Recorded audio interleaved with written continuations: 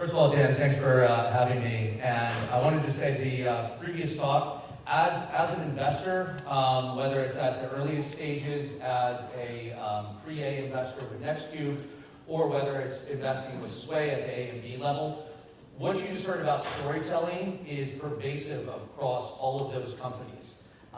Inevitably, you have to be able to sell, but if you can't tell a story, you can't sell, and if you can't tell a story, you certainly can't get funding. So a lot of that underlies everything that we do at both NextCube and Sway. So I'm going to talk today about the IoMT revolution, or the Internet of Medical Things revolution. And just curiously, for those in the audience, I'm interested to know how many of you work with legacy, or what I would describe traditional medical device firms? Okay, good. So you guys are probably going to love the first part of my talk and hate the last part of the talk. So I'll just prep you with that. So of course, since I work with an investment firm, safe harbor, none of this is financial advice, blah, blah, blah, right? Got to put it up there. So what is IoT? I realize many of you guys here in the audience know, but let's think about it in terms of a progression, right? So in the early 1990s, we were starting with human-to-human IoT, right? So these were devices that allowed us to talk via voice. And then, as we moved into the mid-90s, that's when I was an undergrad, you started to get into DOS-based email communication. For any of us that went to school in the 90s, you would remember that we didn't have Gmail, we didn't even have Hotmail, I didn't even have Prodigy. Actually, at that point, I had DOS-based email that we were working on. And as you progress in time, you go from those email interactions to the Internet of Services, right? So now you can get e-commerce, right? You get the first beginning of e-commerce in the mid to late 90s, and then you get the Internet of People. The Internet of People really starts with broadband communications, and we start to get the miniaturization of devices that are on the web or connected to the Internet. And finally, today, we get the Internet of Things, right? Which is even beyond smartphones. But it's the functionalization of all devices, connecting them all to the cloud, connecting them all to the web, connecting them all to the potentially edge computing, artificial intelligence, data analytics, everything that goes along with it. So specifically when we talk about the Internet of Medical Things, this is a nice graphic that I love to show. And this brings in all the stakeholders that are part of this process, right? So if you move around, you have everything from the OEM manufacturers, right, of the parts that go into the devices, the connectivity providers that provide sort of that backbone. We get the medical device providers themselves, right, sort of who are pulling all these things together in one product. The software developers that are involved connecting them to the cloud and what happens afterwards. The system integrators, and finally the end users. What I'll set up this is really a straw man picture, because the argument that I'm going to make is that although this graphic correctly points out these 6 stakeholders that are all equal on this graph, I'm going to point out that none of this matters except for one of them. So why has this IoMT revolution begun, right? And so you look at some of these charts that you see here, and you see these staggering increases in dollars that are going to be deployed and dollars that are going to be spent when it comes to connecting medical devices to the cloud. And what's really remarkable here is this is a revolution that's not just confined to the Western world, right? This is happening across the globe. Because due to the infrastructure improvements, due to wireless, due to the fact that we no longer have to lay even fiber optic cable to start connecting these devices, this technology revolution can happen in sub-Saharan Africa. It can happen, in the farthest reaches of South America, or wherever else you want to put that maybe hadn't been touched even fully by the Industrial Revolution yet, right? And that's part of the magic here. And you see it in some of these numbers, right? Where we're going. Estimated connected to medical devices today and 5 years from now. So we're going from about just a few ticks less than half of the devices being connected to nearly 70% of the devices being connected over the next 5 years, right? This is fantastic, right? All the things that can happen because these devices are connected. And why is this revolution occurring, right? It's occurring because of this, what you see here. The $7.1 trillion in healthcare spending globally, which is expected to go, well, now we're in 2019. So by next year, it's expected to be $8.7 trillion, right? And it's all about the number of people that we have 65 and older for the most part, right? So what this graphic is telling us is that the percentage of people 65 and over is expected to double over this period by 2050. But I'll tell you something, many of you probably know this for a fact and understand it, is that the number of people turning 65 in this country alone is 10,000 people per day, right? 10,000. When you turn 65, what does that mean if you're a taxpayer or you're the person turning 65? It means that you essentially, your health care becomes a ward of the state, right? From that perspective. You are now part of the Medicare plan, right? It's true, right? It's a fact. And then all the rest of us are responsible for the health care that those folks have earned by paying their taxes over the first 65 years of their life, right? So what does that mean for the rest of us? What does that mean for our economy? What does that mean for the ability of the Western world to basically be able to sustain itself when you see these type of growth projections, right? And healthcare, the rate of healthcare growth in spending is 3-4 times the increase in our GDP, right? So as you go out in time, you don't have to be a mathematician to figure out that over time, eventually, healthcare entitlement programs will eat up the entire budget of the Western world, right? Given enough time. So that's why this IOMT thing is so important, right? For all the things that it can do. And here's where it spells out some of the things it can do. And these are some of the holy grails of healthcare today, right? Improved drug management, right? So people that are on medications and are on multiple medications being managed by multiple specialists, right? Now they can be all managed in one place, right? We can make sure the drug cocktails are the right drug cocktails. We can have personalized health. We can have population health, right? All of these things can start to occur, and then we can start to get synergies and reduce costs, right? As it says right next to it, decrease costs, improve diagnosis and treatment, improve disease management, as I was speaking about before, right? And cross-management of chronic diseases. So of the 65 million or so people on Medicare today, about 35 million of them have 2 or more chronic conditions, right? And so very rarely does someone have a single chronic condition. They typically have comorbidities, and these line up, which is why you need this disease management. These IOMT devices also allow remote management of healthcare.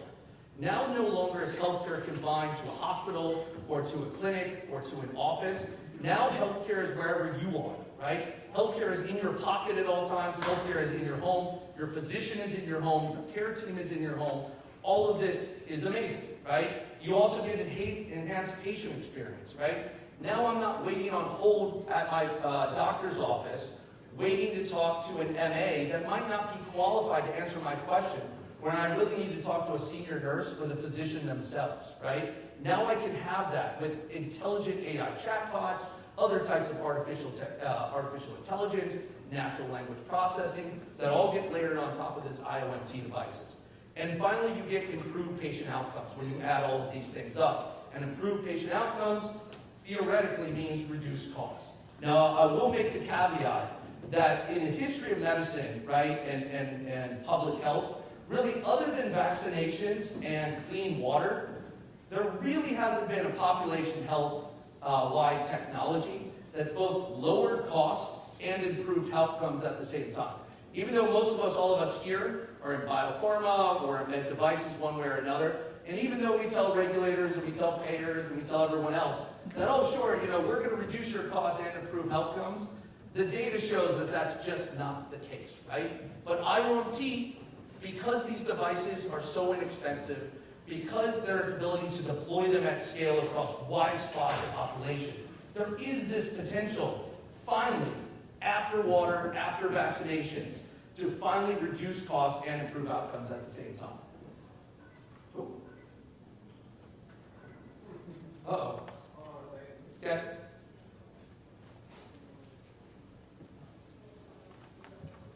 Oh, man, I was on a roll.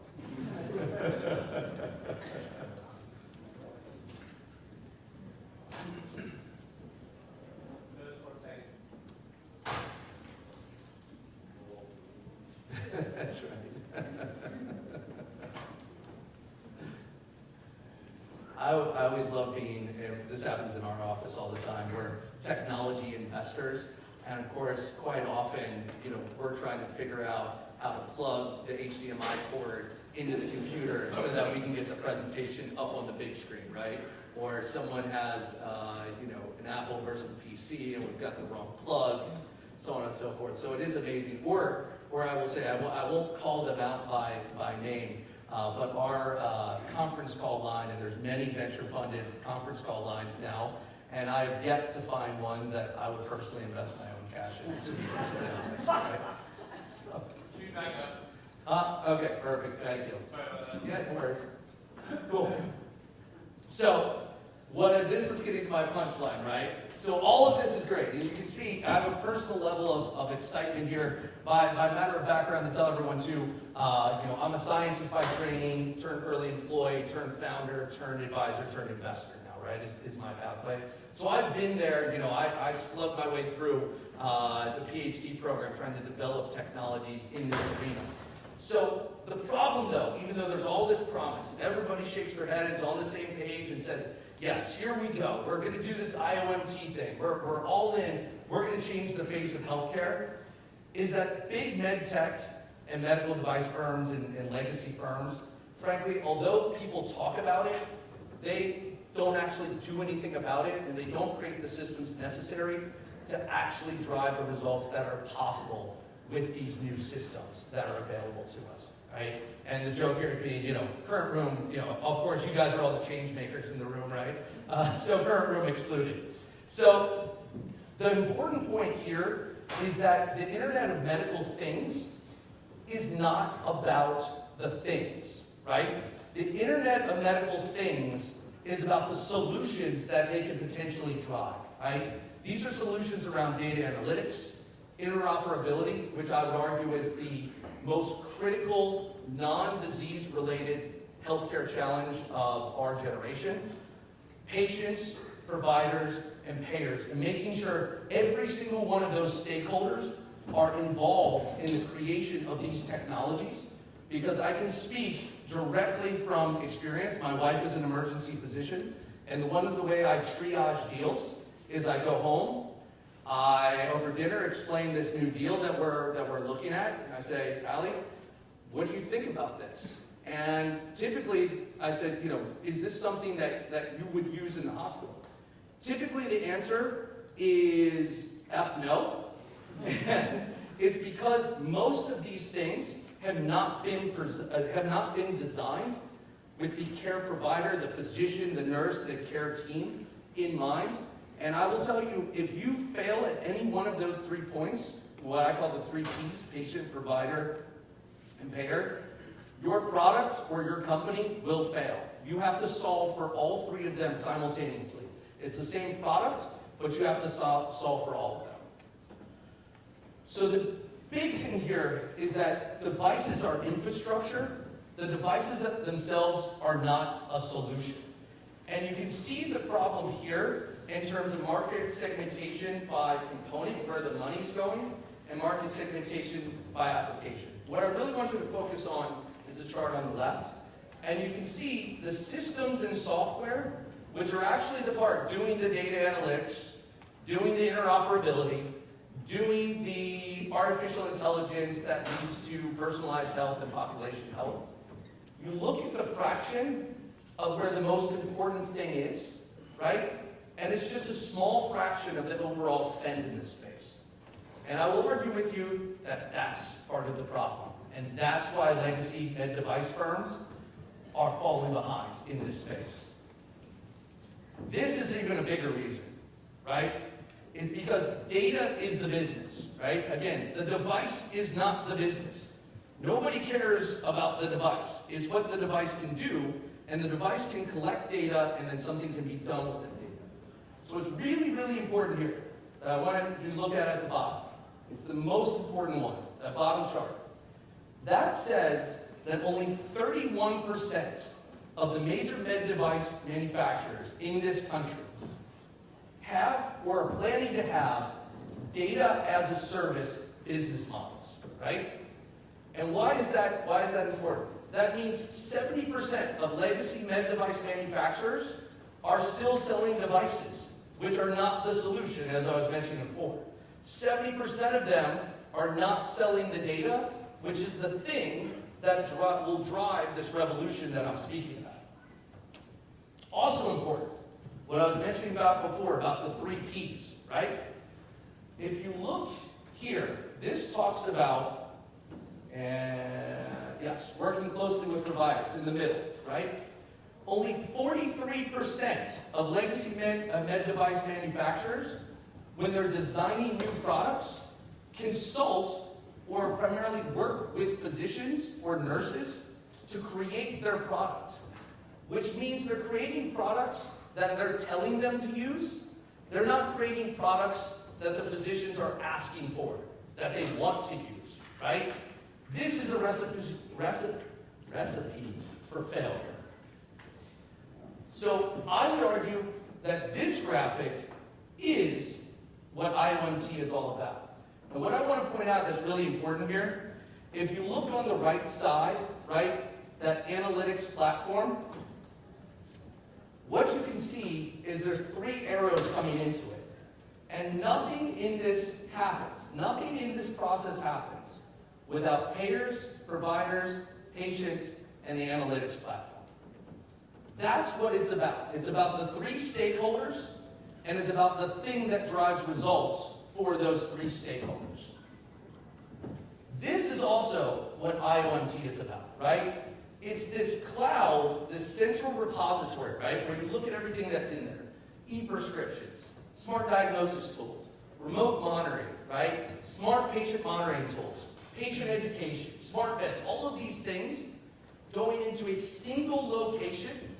So now you can get coordination across all of your stakeholders in this process, right? So because, think about it, if you're a physician, this is the other part, you're a physician, and even if you are, say, you're a first mover, and you're interested in working with patients and using connected devices, well, now you're legacy company A. And so you say, I'm going to stick my chest out, and I'm going to have my own platform, right? I'm going to have my own dashboard. And your legacy company B, treating a different chronic condition. I'm going to have my own dashboard. I'm going to have my own metrics and whatnot. Guess what? No physician in the world is going to use that. They do not have the time to check in on 8 different dashboards, one for each product within each chronic disease. It just will not happen, and the product will fail. That's why interoperability is so important here, which is something I was talking about before, right? So if your product is not interoperable with the other products that were there, they will find another product to use in its place eventually. And this is what I was teasing out, the interoperability, right? This is a funnel. Everything goes into the funnel of interoperability, and what comes out on the other side is actual meaningful results for an actual human being, right? And so all of these things have to work together. There has to be a little bit of, ego swallowing in this process, and realizing that, you're company A, you're going to have to get used to working with company B, whether you like it or not, right? And if you don't, like I said, somebody else will figure out a way. And this, again, is what I1T is all about. The patient and provider next to each other with data from multiple sources constantly feeding in to a looping mechanism that allows outcomes to be improved and allows costs to be reduced. So, data, I think we've established now, is the currency of healthcare. And at NextCube and Sway, we only invest in data and analytics-driven healthcare companies because we believe we're only investing in the future of healthcare. What's interesting here, an observation that I've made, both once being on the academic and legacy med device side, creating implantable medical devices and med device materials to today, none of the companies we invest in, although they are definitely med device companies by legacy standards, not a single one of them calls themselves a medical device or a medical device company. Every single one of them talk about their data and their analytics first, and their device just happens to be something that they use to collect a proprietary data stream so that they can do their magic with their analytics, artificial intelligence, so on and so forth. So I'm going to give you a few case studies here of the type of companies that I'm now speaking about. And what's really important here, well, let me first say, I'm biased about these companies in particular. I have advised or invested in all of them, but I also know them well. In fact, you'll also see many of you heard from Mike and the MedCrypt team earlier today. They often also happen to be a portfolio company, both of NextGrid and Sway, and a customer of another company, Quio, or a vendor, Quio, as well. But I'll speak to these and what they bring to the market. So first, Quio. Quio, I'll tell you that if you were to ask a legacy med device product person, say, what does Quio do?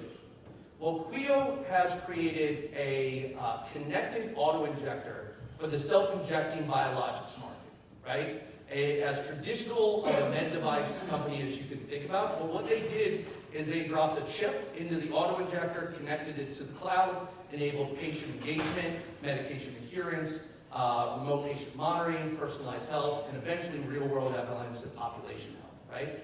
And so they have a device, and they have to use that device to get their proprietary data flow. And I'll say they also did a strategic deal with the #1 med device firm in this space that controls 80% of this market, right? And so classic med device with pharma customers. Quio calls themselves a connected therapeutics company. Period. That's it. Connected therapeutics. There's no mention of device in there. They must mention their customer, which is important if we're talking about storytelling, which we were hearing about before, right? And they also talk about that they're transforming medications into a disease management solution, right? It's all about the result, all about the outcome here. It's not about the device, right? Again, the hearkening to the business model that's available. Again, this is a graphic that you can find on Quio's website, right? Where the Quio cloud is in the middle of it, and they talk about continuous care, real-world insights, clinical integrations. Again, what theoretically is the core business, this patented technology around connected auto-injectors, does not appear anywhere, right, in this description. Another company we work with called Applied VR. They describe themselves as a therapeutic virtual reality company, right? They're leveraging the power of virtual reality to help patients with chronic pain and also anxiety management in the pre-op, post-op space, right? Amazing technology. We actually had Sway co-led their most recent round with J&J Ventures, right? This is the way healthcare is going. Eventually, we expect that they'll have FDA approval as a digital therapeutic. So literally a replacement for pharmaceuticals or an adjunct to pharmaceuticals that are prescribed for people that are dealing with these issues. Another one, BioVirtua, that we work with. BioVirtua describes themselves as a company that is sequencing human movement, right? This is real-world evidence for devices and therapeutics that impact human movement. BioVirtua uses depth-sensing cameras to be able to create an augmented reality environment, overlays a skeletal map on top of folks, and then is able to record human movement in the physical therapy or clinical trial space in a way that's never been done before. Currently, when you monitor movement in these types of studies, or if you've ever had physical therapy, they break out essentially a floppy protractor called a goniometer, right, to measure your range of motion. This type of system can measure your range of motion down to 1/10 of a degree in a quantitative way that has not been done before, other than, like I said, a few pieces of plastic with a rotating screw in them. Again, they don't call themselves a medical device company, though. And finally, MedCrypt, which you heard from today. Now, of course, it's not all roses, right? Once you start connecting these things to the internet and you start connecting them to each other, things start to happen, right? And so MedCrypt is there. You have to come up with solutions for your problem, and that's what is there. So this is the first part, right? These are the folks that I'll call, these are the barbarians that are at the gate of med device firms. Well, what about the tech titans, right? They're also knocking at the door. So these are some quotes recently from Amazon, Google, Microsoft, and Apple. Just from the second half of last year through today, Amazon's launching a medical device brand. Apple unveils a watch with FDA-approved ECG. Google's investing in AI to reinvent the $3 trillion US healthcare industry. Microsoft is moving doctors to the cloud, right? So this business now, not only do you have the barbarians, the startups that are trying to peel off from the traditional legacy businesses, now the tech titans are getting involved, and they've got the resources that the startups don't have. And they're serious about this. So if you take anything away from today, my talk today, is that even if you sit in one of these industries, it's compensatory that we all start to evolve here, right? Because it's all about the data, right? To paraphrase, we had a recent midterm election, right? James Carville, the data's stupid, right? That's what it's all about. And anything beyond that or besides that is not being truthful to the way things are moving, right? If you take anything else away from this, the Internet of Medical Things is not about the things, right? It's not about the devices. The devices are necessary, but the devices in itself are not a product. The devices in themselves are not a business model, right, for the future going forward. The Internet of Medical Things that I mentioned before, it's about data and analytics, it's about interoperability, and it's about those three stakeholders, the patient, the provider, and the payer. So, and as you guys mentioned before, and at Sway Ventures, we like to say, don't talk about it, be about it, right? Put your money where your mouth is. And so maybe we're actually putting our investors' money where our mouth is, but as an aside. So we've actually, especially I'll speak to both firms. On the NextCube side, we've expanded from our Frontier Tech base to literally launching a digital healthcare accelerator based in Southern California in 2 weeks from now to support more of these companies because we believe this is the future of healthcare, right? We're literally in the process of sending LOIs to accepted companies this week. If any of you are interested in joining us as mentors, advisors with your long history in these industries, our companies would benefit greatly from understanding. And by the way, too, we constantly preach, we're a humble group of folks. My best advice that I give, or my best, greatest abilities to evaluate these companies have actually been in my failures, right? Not my success. It's easy to get lucky and be the right person in the right place at the right time. But it's my failures that have informed me through this process. So we want to hear from everyone. Even if you think I haven't had a 10x exit or I haven't raised funds from here or something went sideways, we want folks in our program that have seen it all. So I encourage you to get in touch with me. I'd love to have as many of you join us as mentors and potentially advisors here. I'll also say as well, speaking about Sway has also moved in the same way. So we're currently investing out of our second fund with digital healthcare and health tech is the newest area. And we're doing it because our LPs said we want to move this way. So we're seeing the movement on our side into this space. We're seeing investors, our LPs, want to move into it. We have the ability, and we're servicing those investors in many ways.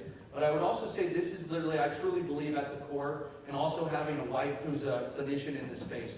This is the way things are going. These are the way where things have to go. It's where they must go. And so, we'll be excited to see how the folks that are in this room help drive some of this change as we move forward out over the next decade. Thank you.